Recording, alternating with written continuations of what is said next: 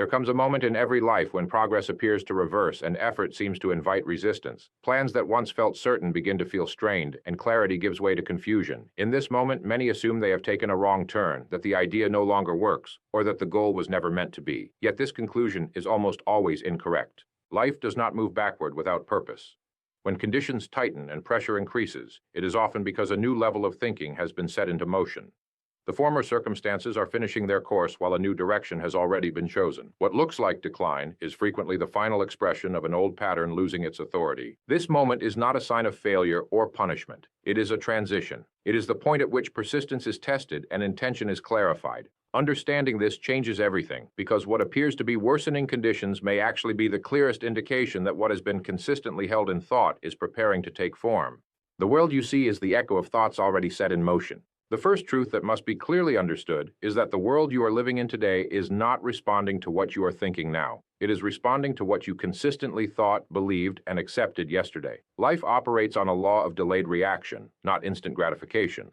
Every condition, relationship, opportunity, or obstacle you encounter is the visible result of thought patterns that were impressed upon the mind long before the event appeared. When this principle is not understood, people misinterpret temporary difficulty as evidence that something has gone wrong, when in reality, it is often proof that change is already underway. When a person makes a genuine decision to change their thinking, they are not erasing the past, they are redirecting the future. The old thoughts do not disappear instantly, they must complete their natural cycle. Just as a ship cannot stop on the spot the moment the engine is reversed, life cannot abruptly change direction the moment the mind does. Momentum exists. Circumstances already set in motion must run their course before new instructions can take effect.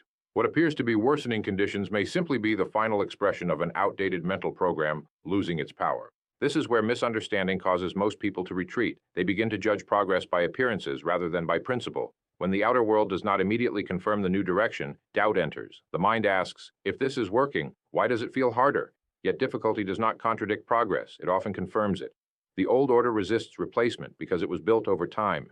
Habits of thought, emotional reactions, and conditioned expectations do not surrender quietly. They push back, not because the new direction is wrong, but because the old direction is familiar. Consider that every external situation is neutral until interpreted. What gives circumstances their meaning is the viewpoint from which they are observed. A person who understands the law of cause and effect recognizes that present conditions are informational, not final. They are messages about where attention once rested, not verdicts on where life is going. This understanding replaces anxiety with patience and replaces fear with control. Instead of reacting emotionally to temporary appearances, the individual remains steady, knowing that the visible world is simply catching up with a new inner command. The reason things often seem to get worse before they improve is because conflicting instructions are overlapping. Old thought patterns are completing their delivery while new ones are being installed. During this transition, life appears unstable. Relationships may shift, finances may fluctuate, and internal emotions may intensify. This does not mean the process has failed. It means the system is recalibrating. The confusion exists not because nothing is happening, but because something significant is happening beneath the surface. Those who do not understand this stage abandon their goal prematurely. They mistake the echo for the source. They attempt to correct the external condition rather than remaining loyal to the internal cause. But correction does not occur through force or struggle. It occurs through consistency. The world must eventually mirror the dominant thought held with emotional conviction. It has no alternative. The delay is not resistance from life. It is the time required for reorganization. The individual who persists during this phase develops a rare form of confidence. Not confidence based on visible evidence, but confidence based on law. This person no longer needs immediate confirmation. They understand that the seed does not announce its growth underground. It breaks the surface only after its work is complete. In the same way, results often appear suddenly after a period of apparent stagnation or decline. What looked like failure was actually preparation. This principle explains why those on the edge of success often report heightened challenge. Pressure increases because old limitations are being exposed. The mind becomes aware of fears it once ignored. Doubt surfaces not to stop progress, but to be recognized and dismissed. Every belief that contradicts the new direction rises to visibility so it can be replaced. This is not an accident. It is an orderly process. To understand this truth is to regain emotional control. Instead of panicking when conditions tighten, the individual observes calmly. Instead of retreating, they remain focused. They refuse to rewrite their intention based on temporary feedback. They understand that life is not testing their worth, but their consistency. The outer world will always adjust to the inner command, but only after the previous command has finished expressing itself. When this idea becomes clear, frustration loses its grip. Patience becomes logical rather than forced. The individual stops asking, "Why is this happening to me?" and begins asking, What am I allowing to complete its cycle? This shift in understanding transforms reaction into mastery. It allows a person to stand still internally while everything rearranges externally. The world you see today is not a verdict, it is a report, and reports change when the source changes. Hold the source steady long enough, and the echo must follow. Resistance is proof that a new order is being installed. There is a common misconception that when life begins to resist us, we must be moving in the wrong direction. People assume that difficulty is a signal to stop, to retreat, or to reconsider the goal. Yet in reality, resistance is often the clearest indication that change is actually taking place. Life does not resist what is familiar, it resists what threatens to replace it.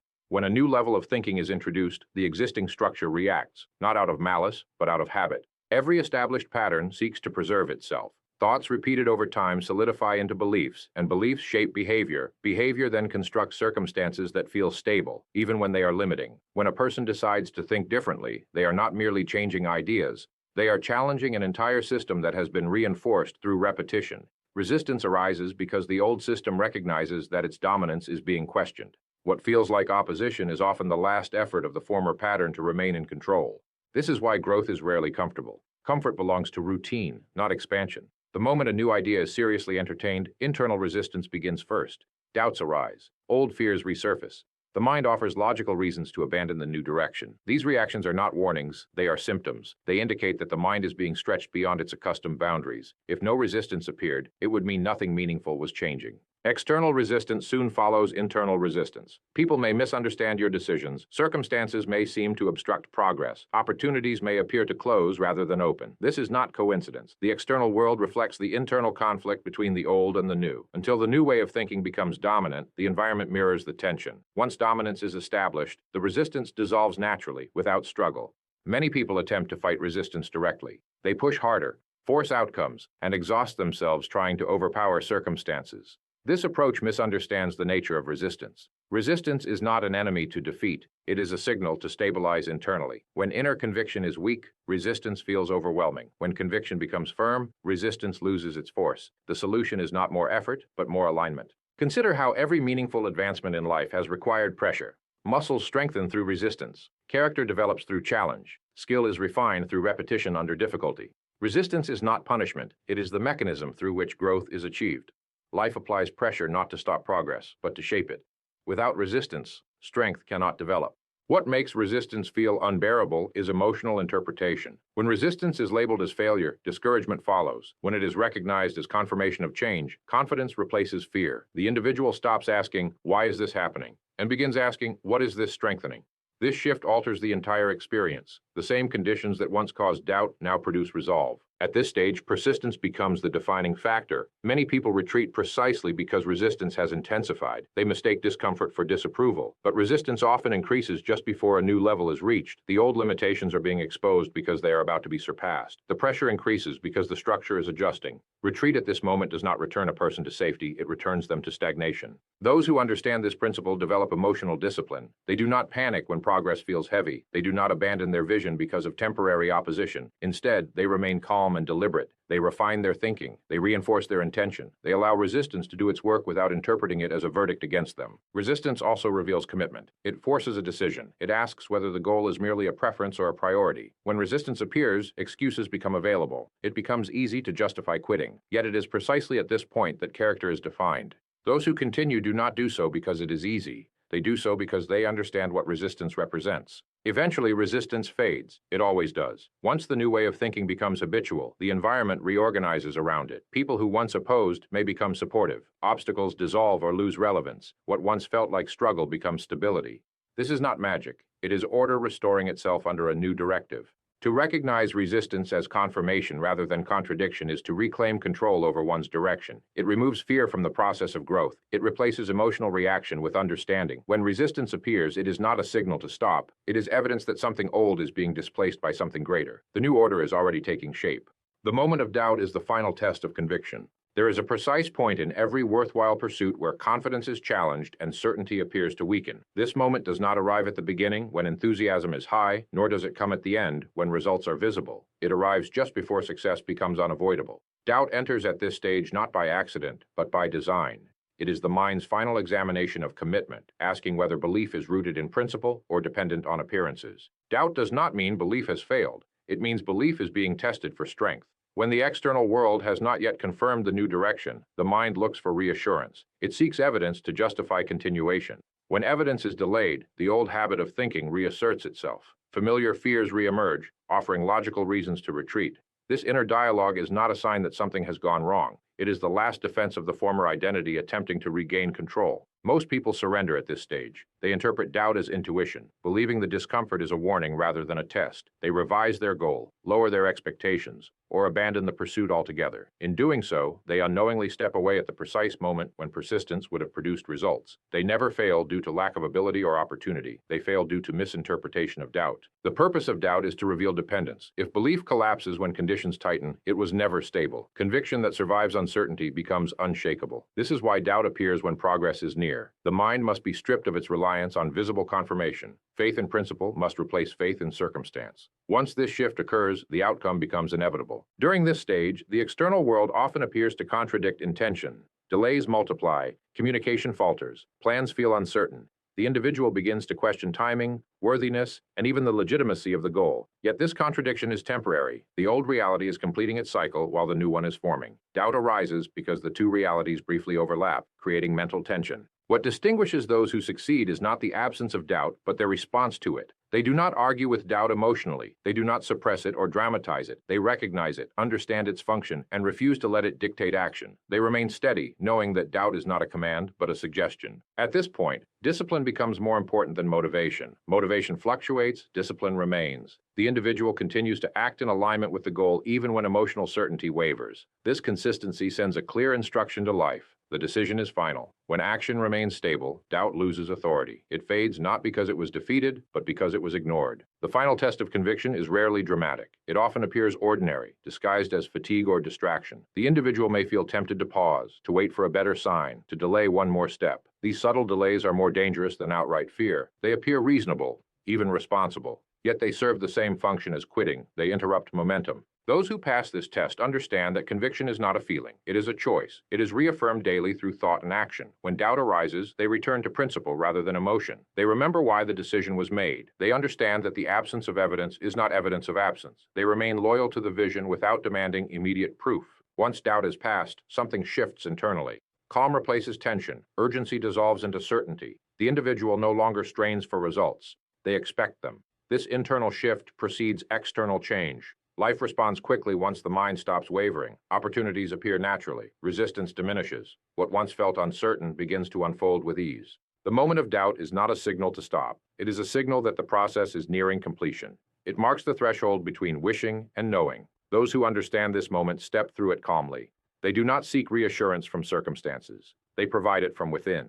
To recognize doubt as the final test rather than the final verdict is to reclaim power at the most critical moment. It allows a person to remain composed when others retreat, and it ensures that what has been consistently held in thought is finally permitted to take form.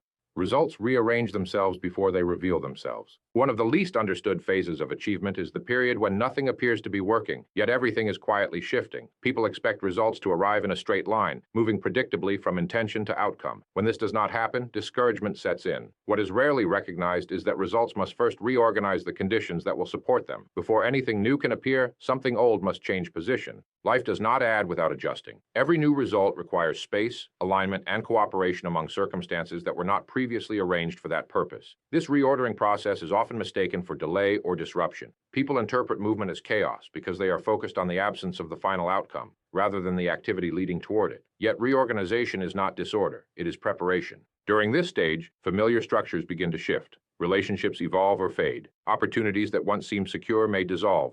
New connections emerge unexpectedly. None of this is random. Each change removes what no longer matches the new direction and introduces what does. The discomfort arises because the mind prefers familiarity, even when familiarity limits growth. When familiar elements change, uncertainty follows. This is why the period before results appear often feels unstable. The individual senses movement but cannot yet see form. Old reference points no longer apply, and new ones have not yet fully emerged. This in-between state tests patience and emotional control. Those who misinterpret it attempt to restore the old arrangement, unknowingly delaying the outcome they desire. Rearrangement requires temporary imbalance. Just as furniture must be moved out of place before a room can be redesigned, conditions must be displaced before a new outcome can settle in. What appears to be loss is often clearing. What appears to be confusion is often realignment. When this is understood, fear loses its grip.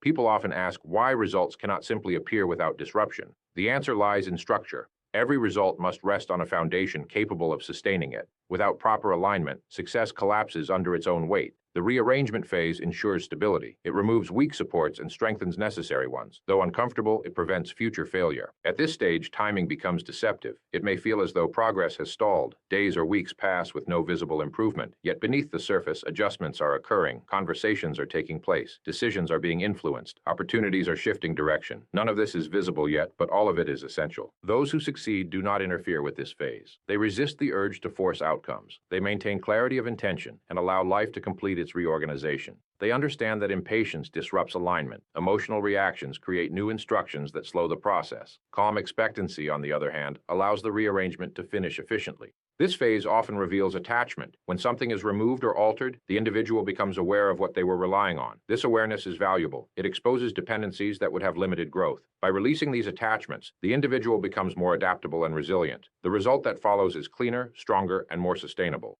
Eventually, the rearrangement reaches completion. The shifts begin to make sense. Events connect. People appear at the right time. Opportunities align naturally. The result often arrives suddenly, surprising those who were focused on the delay. Yet there was no suddenness at all, only preparation reaching completion. Understanding this principle changes how uncertainty is experienced. Instead of fearing change, the individual welcomes it. Instead of clinging to the old structure, they remain open. They recognize that what is being removed is making room for what is being requested. They stop measuring progress by comfort and begin measuring it by alignment. Results do not announce their arrival while they are still forming. They reveal themselves only after everything required is in place. To mistake rearrangement for failure is to abandon the process prematurely. To recognize it as preparation is to remain steady while success assembles itself. When the outcome finally appears, it does so with order and appropriateness. It fits, it lasts, and it reflects the clarity that was maintained during the period when nothing seemed certain. The rearrangement was not a detour, it was the direct path. What you hold in thought long enough must take form. There is a governing principle at work in every human life, whether it is understood or ignored. Thought is not a passive activity, it is a creative force. What a person consistently holds in mind, emotionally accepts as true, and repeatedly returns to will eventually express itself in form.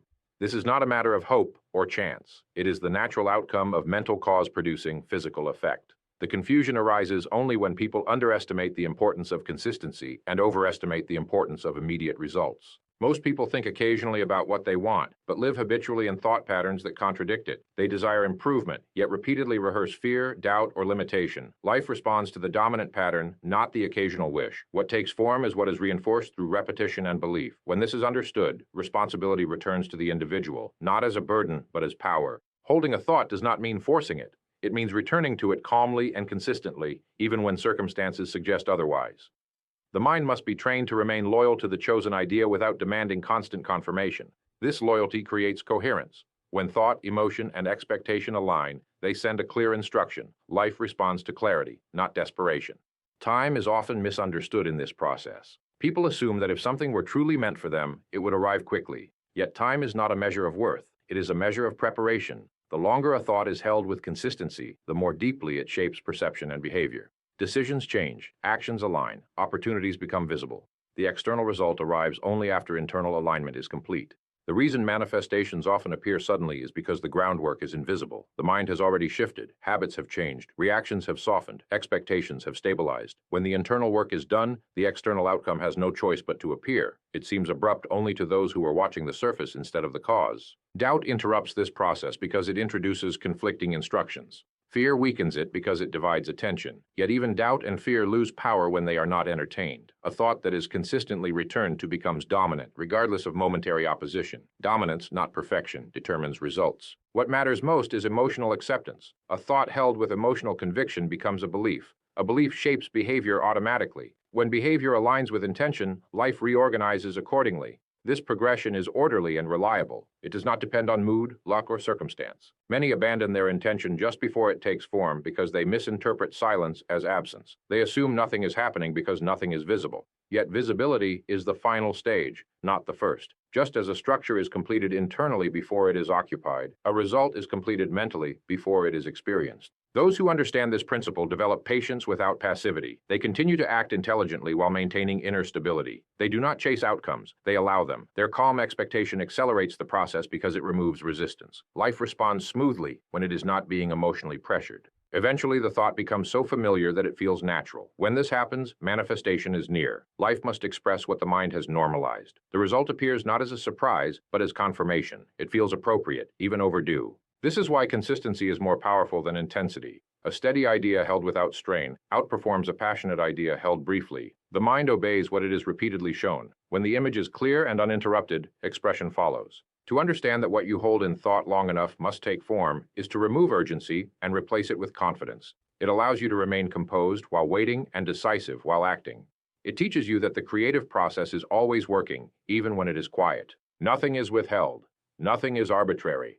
What is consistently impressed upon the mind will eventually appear in experience. The only variable is whether the thought is held long enough, steadily enough, and clearly enough to complete its work.